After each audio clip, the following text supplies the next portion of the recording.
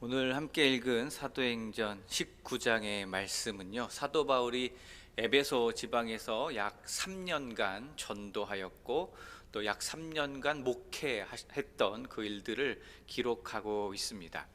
그렇게 바울이 사역했던 에베소는요, 항구 도시였습니다. 에베소는 교통과 또 무역의 관문이 되는 그런 지역이었습니다. 그래서 그런지 이방 미신이 참 가득했다고 합니다. 미신의 정도가 지나쳐서 에베소에는 주술, 주문 그런 것 같은 것도 있었습니다. 오늘로 말하면 부족 같은 것입니다. 이 부족을 몸에 지니고 다니면 만사 형통이 된다는 이상한 신념 같은 것들이 그 에베소 지역에 있었습니다. 그래서 그 당시 보편적이었던 것이요, 마술이었다고 합니다. 또 에베소 이름 자체가 숭배자, 또 신전을 지키는 자, 여신의 문지기 이런 뜻이 있었습니다. 이름처럼 에베소는요, 신전으로도 유명했다고 합니다. 그래서 주신이 다산과 풍요를 상징하는 다이아나였다고 합니다. 로마식 이름으로는 아데미라고 부릅니다. 이런 여신에 대한 숭배는 웅장한 신전, 또 재물의 상품화, 또 매춘의 합법화, 이러한 것들이 특징이었습니다. 그리고 아데미 신전은요, 세계 7대 불가사의 가운데 하나로 지금도 손꼽히고 있습니다. 파르테논 신전보다 한 4배 정도는 더 크고 웅장하다고 합니다. 이렇게 에베소 지역은 각종 미신, 또 이방 종교들에 인해 영적으로 또 그리고 사회적으로 병들어 있었습니다. 사회적으로 그리고 영적으로 병들어 있는 에베소에서 사도 바울이 무엇을 했습니까? 그곳에서 사도 바울은 복음을 가르쳤습니다. 특히 두란노 서원에서 한 2년 이상 머물면서요, 복음을 가르쳤습니다. 두란노에서는요, 말씀을 들으려고 하는 제자들을요 따로 세웠고요, 2년 동안을 그들에게 말씀으로 양육했습니다. 두란노에서 말씀을 가르쳤던 2년을 포함하여 바울은 그렇게 무려 3년을 에베소 지역에 있었던 것입니다.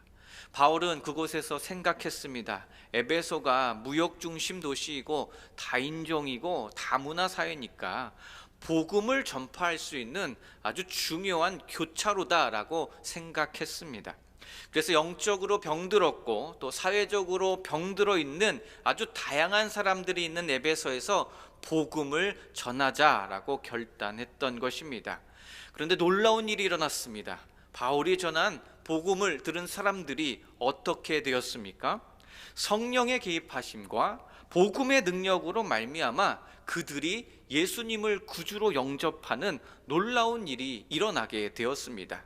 그렇게 구원받은 사람들이 한 사람 한 사람씩 늘어나게 되었습니다. 그리고 에베소 지역에 성령의 역사가 일어나게 되었습니다. 각자가요, 주님의 자녀임을 깨닫게 되었습니다. 그리고 각자 한 사람 한 사람이 주님의 몸된 교회임을 알게 되었고 깨닫게 되었습니다. 그렇게 에베소 지역에 교회가 세워지게 되었고 교회가 또 부흥하게 되었고 교회가 성장하게 되었습니다. 앞에서도 말씀드렸지만요, 에베소 지역은요 참 미신도 많고 참 우상이 많은 지역이었습니다. 그래서 에베소는 우상 숭배하는 일이 많았습니다. 마술, 주술, 부족이 아주 흔했던 도시입니다. 에베소에도요 제자들이 있었다고 합니다. 어떤 제자들입니까? 예수님은 모르지만 세례 요한은 알고 있었던 그런 세례 요한의 추종자들이 있었습니다. 그러나 그들은 누구에 대해서 들어보지 못했냐면 예수님에 대해서는 들어보지를 못했습니다. 예수님은 모르고 세례 요한을 추종했던 그런 사람들이 가졌던 믿음의 특징이 있었습니다. 사도행전 19장 1절과 2절 말씀에 그 특징이 나오는데요, 사도행전 19장 1절 2절에 아볼로가 고린도에 있는 동안 바울은 윗지방을 거쳐 에베소에 왔다. 바울은 거기서 몇몇 신자들을 만나 물었다. 여러분은 믿을 때에 성령을 받았습니까? 우리는 성령이 있다는 것도 듣지 못했습니다 라는 말씀이 있습니다. 그들에게 어떤 믿음의 특징이 있었습니까? 성령의 계심을 알지 못했습니다. 사도행전 19장 1절 말씀에 등장하는 이 몇몇 제자들과 몇몇 신자들, 어떤 사람들입니까? 온전한 복음을 가진 신자라기보다는 그저 세례 요한의 추종자들이었습니다. 그래서 그들은 누구에 대해서 잘 몰랐습니까? 예수님에 대해서 잘 알지를 못했습니다. 그래서 당연히 성령의 계심도 알지 못했던 것입니다. 그 당시에 성경을 아주 잘 알고 있다고 하고 성경에 능통하다라고 소문났던 아볼로도요, 무엇만 알고 있었습니까? 요한의 세례만 알고 있었다라는 것입니다. 아볼로가 누구입니까? 그를 살펴보았더니요, 이집트 알렉산드리아에서 태어났던 유대인이었습니다. 학문이 무척 뛰어났습니다. 그리고 성경을 아주 잘 알았던 사람입니다. 그러나 그가 무엇을 잘 몰랐습니까? 그는 예수님을 몰랐습니다. 예수님에 대한 바른 지식이 없었습니다. 여기저기서 대충 들은 정도 있지 예수님을 알지 못했습니다. 그래서 사도행전 18장 25절 말씀에 이렇게 나옵니다. 그는 일찍 주님의 말씀을 배워 열심히 전도하며 예수님에 관해 정확하게 가르쳤으나 요한의 세례만 알고 있을 뿐이었다라는 기록이 있습니다. 아볼로는 그렇게 요한의 세례만 알고 있었습니다. 그러다가 아볼로는 누구를 통해 주님의 복음을 듣게 되었습니까? 브루스길라와 아굴라를 통해 정확한 그런 주님의 복음을 알게 되었습니다. 그런데 오늘 사도행전 19장 1절 말씀에서의 이 바울이 만난 몇몇 신자들에게 무엇이 없었다고 기록되어 있습니까? 그들에게 온전한 복음이 없었다라고 기록되어 있습니다. 그들도 무엇만 알고 있었습니까? 요한의 세례만 알고 있었습니다. 그래서 그들은 무엇을 듣지 못했습니까? 성령에 대해서 듣지 못했습니다. 성령에 대한 지식이 없었습니다. 그래서 사도행전 19장 3절에 사도 바울이 질문을 합니다. 무슨 질문을 합니까? 세례를 받았을 텐데 도대체 무슨 세례를 받았느냐라고 질문합니다. 그랬더니 답을 하는데요, 요한의 세례를 받았다라고 대답을 하는 것입니다. 그때 바울은 예수님은 모르고 이 요한의 세례만 알고 있는 이 사람들을 도와주기로 작정을 한 것입니다. 그 말씀이 19장 4절에서 6절의 말씀입니다. 요한은 회개의 세례를 주면서 사람들에게 자기 뒤에 오시는 분을 믿으라고 했는데 그 분이 곧 예수님이십니다. 그들은 이 말을 듣고 주 예수님의 이름으로 세례를 받았다. 바울이 그들에게 손을 얹자 성령이 내려 그들은 방언도 하고 예언도 했는데 라고 말씀이 기록되어 있습니다. 바울은 그들에게 도움을 주면서 가르쳐 준 것이 있습니다. 요한은 회개의 세례를 주었지만 덧붙여 가르쳐 준 것이 있음을 알려주었습니다. 세례 요한이 말한 내 뒤에 오시는 이가 계시는데 그분이 바로 우리의 구원자 예수 그리스도이십니다라고 분명하게 가르쳐 주었습니다. 예수님이 그리스도이심을 소개하였고요, 예수님이 우리의 구원자이심을 소개하였습니다. 그리고 그 예수님의 이름으로 세례를 주었던 것입니다. 예수님의 이름으로 기도하였고 예수님의 이름으로 안수하였습니다. 불완전한 복음을 가지고 있었던 그 사람들에게 바울은 온전한 예수 그리스도의 복음을 증거하였던 것입니다. 단순히 예수님의 좋은 교훈 몇 마디를 알고 좋아하고 그것을 즐겨 읽는 것은 온전한 복음을 가진 것이 아니라는 것입니다. 그래서 바울은 복음에 대한 명확한 가르침을 주었습니다.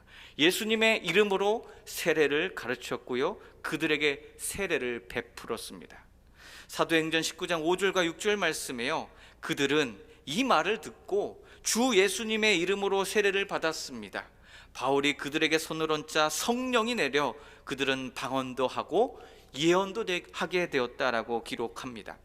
바울의 안수를 통해 성령님이 이 에베소의 제자들에게 임하신 것입니다. 예수님의 온전한 복음을 듣고 세례를 받았다라는 이 말의 뜻이 무엇입니까? 자신의 의지적인 결단을 통하여 요한의 세례밖에 몰랐던 사람들이 이제 예수님의 이름으로 온전한 복음을 받아들였다라는 뜻입니다. 예수님의 이름으로 온전한 세례를 받았습니다라는 뜻입니다. 그때 무슨 일이 일어났습니까? 그들에게 성령님이 임하셨습니다. 그렇게 그들은 방언도 하였습니다. 그렇게 그들은 예언도 하였습니다. 에베소의 제자들은 그렇게 주께로부터 열린 마음으로 또 바울을 통해 말씀의 가르침을 받아들였던 것입니다. 그 결과로 성령의 충만함을 경험할 수 있게 되었습니다. 하나님은요, 이러한 겸손하고 이 열린 마음을 가진 제자들에게 성령의 은혜를 허락하신 것입니다. 좁은 시각을 가지고서는 결코 은혜를 받을 수가 없다라는 것입니다. 마음이 다치고 마음이 완악하고 나만 옳고 내가 가진 것이 제일 좋고 다른 것은 받아들이지 않겠다는 그런 생각과 그런 마음과 그런 시각을 가지고서는 우리 예수 그리스도의 은혜를 온전히 다 받아들일 수 없는 것입니다. 이미 베풀어진 은혜가 있는데 그 은혜를 받을 수가 없는 것입니다. 이 시간 오늘 나에게 한번 질문해 보셨으면 좋겠습니다. 오늘 나는 예수 그리스도를 통해 주어진 이 온전한 복음을 누리기 위하여 열린 마음으로 또 복음을 살아내는 일에 최선을 다하고 계신지 한번 돌아보셨으면 좋겠습니다. 바울은 이제 에베소에 머물면서요, 이제 더욱 또 한 걸음 한 걸음 더욱 담대히 나가면서 하나님의 말씀, 하나님의 나라를 가르쳤습니다. 열심히 그 하나님의 말씀을 강론했습니다. 그리고 사람들에게 권면합니다. 말씀대로 살아야 합니다. 말씀대로 사십시오라고 권면했습니다. 9절의 말씀처럼요, 두란노 서원에서 날마다 하나님의 말씀을 강론했던 것입니다. 예전에는 에베소 회당에서 말씀을 가르치려고 했더니요, 반대가 아주 심했습니다.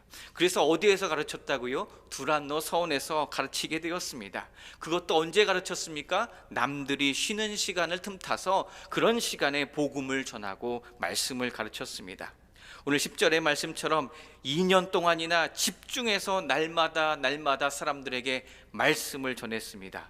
그랬더니 어떠한 일이 벌어졌습니까? 아주 놀라운 능력이 나타났습니다. 놀라운 능력을 행했습니다. 예수 그리스도의 이름으로 아주 놀라운 일을 행하게 되었습니다. 바울은 열심히 성경을 풀어주었고요, 열심히 말씀을 가르쳐 주었습니다. 예수 그리스도의 죽음과 부활이라는 복음의 진리를 가르쳤습니다. 그랬더니 그 결과가 나타났는데요, 그 결과가 무엇입니까? 아시아에 사는 자 중 유대인이나 헬라인이나 모두 다 그 주의 말씀을 듣게 되었다는 놀라운 일이 일어나게 되었습니다. 바울은요, 이렇게 어려운 중에도 복음을 위하여 헌신하였습니다. 온전한 복음을 증거하는 일에 자신의 모든 힘을 썼습니다.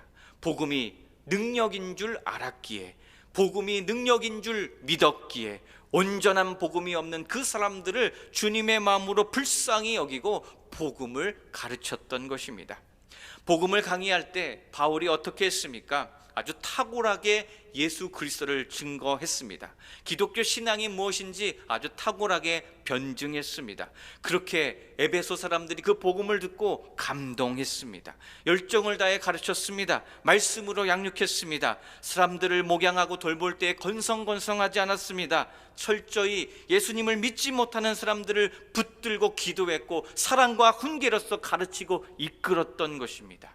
그렇게 이 제3차 바울의 전도 여행의 열매가 어떠했습니까? 어떠했던지 성경을 보니까요, 아주 풍성한 열매를 맺게 되었음을 확인할 수가 있습니다. 에베소 북쪽으로 비두니아, 동쪽으로 갈라디아, 남쪽으로 루기아, 서쪽 해안을 따라 주님의 복음이 점점 퍼져나가는 놀라운 역사가 일어나게 되었습니다.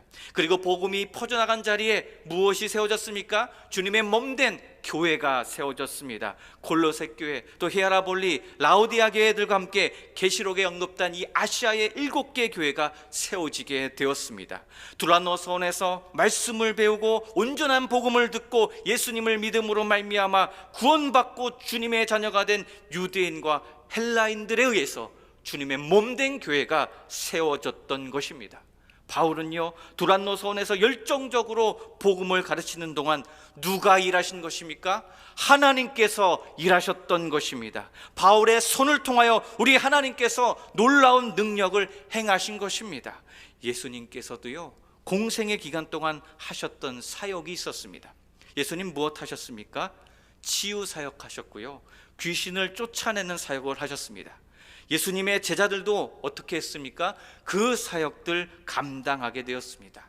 하나님께서는 그렇게 주를 믿는 제자들을 통해서 일하심을 잊지 마시기 바랍니다. 무슨 일 하십니까? 사탄의 세력을, 악한 세력을 쫓아내는 그 사역하십니다. 초대교회는요, 이 온전한 복음으로 말미암아 힘을 얻었습니다. 하나님으로부터 말미암아 힘을 얻었습니다. 그리고 무엇으로 무장했습니까? 말씀의 능력으로 무장함으로 말미암아 우리 예수님께서 하셨던 그 치유 사역을 감당했습니다. 악한 영과 귀신을 예수 그리스도의 이름으로 쫓아내는 그 사역을 감당했습니다.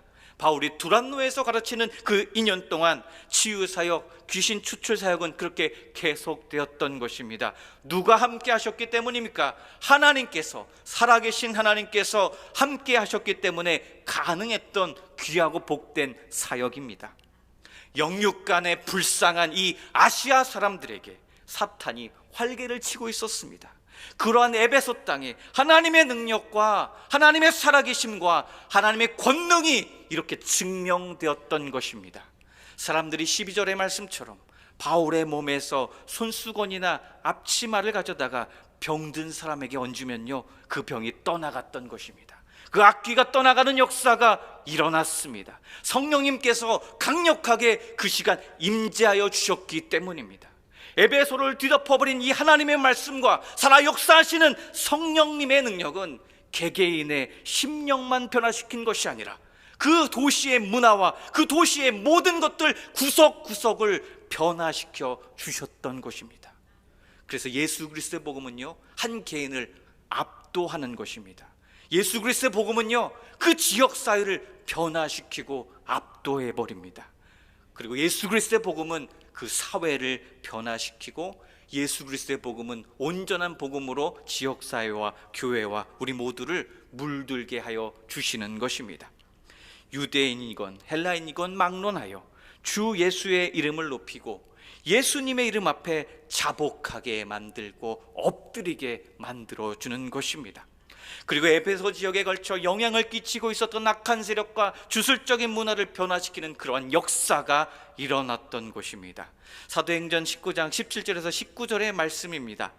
이 일이 에베소에 사는 모든 유대 사람과 그리스 사람에게 알려지니 그들은 모두 두려워하고 주 예수의 이름을 찬양하였다.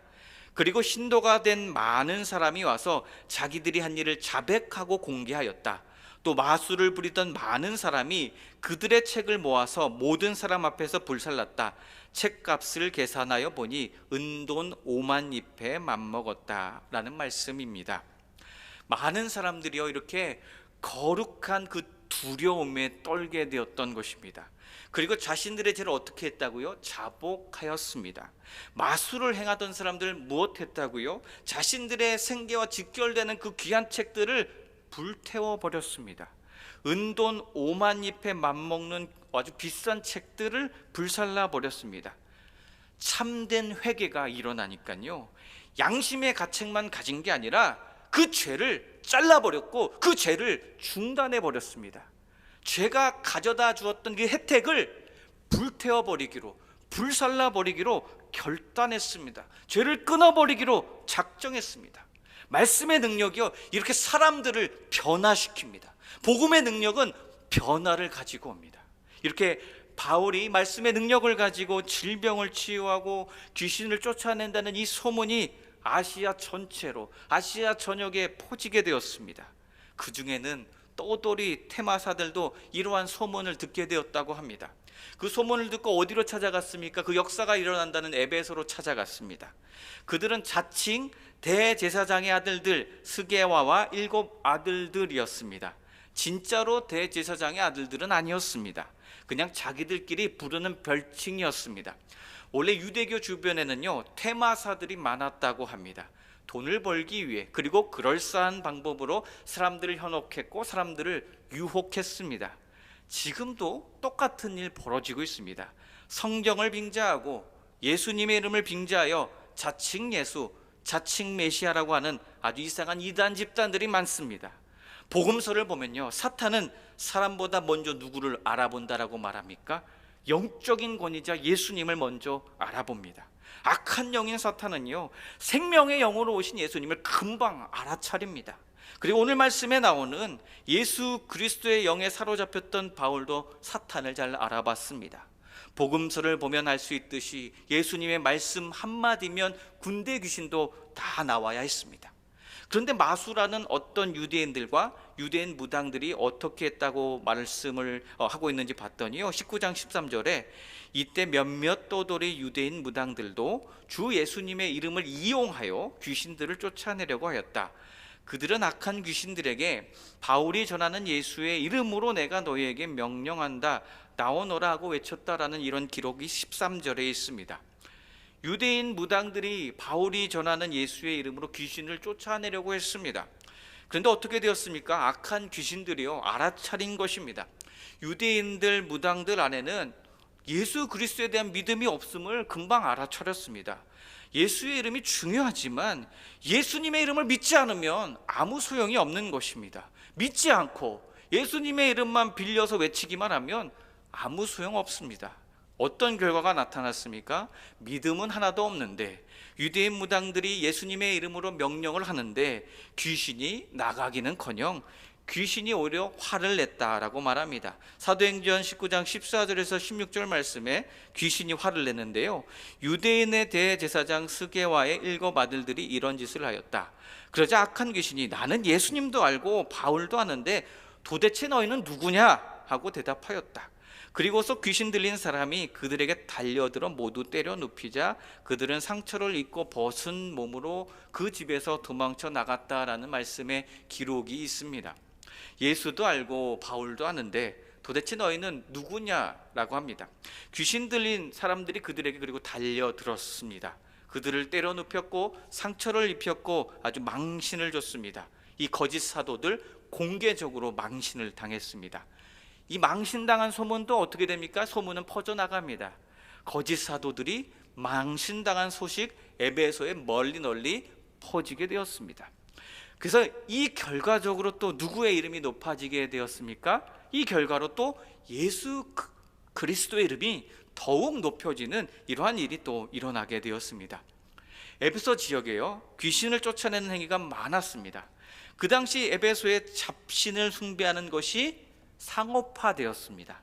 부적을 팔았고요, 구술했고요, 마술을 행했습니다. 그리고 이러한 일에는 항상 무엇이 오고 가고 했겠습니까? 돈이 오고 가고 했습니다. 돈만 지불하면 미신 행위가 가능했던 것입니다. 그래서 영적으로 아주 많이 타락했습니다. 그런데 그런 일을 주로 하던 테마사가 지금 망신을 당한 것입니다. 유대인 무당이 아주 큰 망신을 당했습니다. 발가벗긴 채 쫓겨났습니다. 그 사건은 당시 그 사회에서 아주 충격적인 사건이었습니다. 그리고 이 일로 인하여 다시금 예수님의 이름이 널리 퍼졌고 이름이 높아지게 되었습니다. 그 예수님의 권위가 아주 자연스럽게 높아지게 되었습니다. 그리고 사람들이 예수님의 이름의 권위를 다시 한번 인정하게 되었습니다. 아직 예수님을 믿지 않았던 테마사들, 무당들이 이 사건으로 인해 그렇게 그들이 아주 값지게 수장했던 마술책들, 주술에 관한 책들을 모두 불살라 버리는 일이 일어나게 되었습니다. 예수 그리스도 앞에서는, 복음의 능력 앞에서는 그 모든 주술들이 하나도 소용이 없음을 인정한 것입니다.